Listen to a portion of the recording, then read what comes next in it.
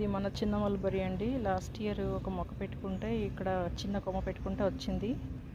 దీంట్లో చిల్లీస్ రెడ్గా అయిపోయాయి. టమాటా చూసారా ఎంత బాగుందో. మన ములక్కడ చెట్టు ఎప్పటికి వస్తుందో మరి మునక్కాడలు. దీని లోపల నేను నాటుకోవడానికని కవర్ నుంచి తీసాక ఒక దుంపలాగా వచ్చింది. దాన్ని తీసి పక్కకు నాటాను, అది కూడా చూపిస్తాను చూడండి.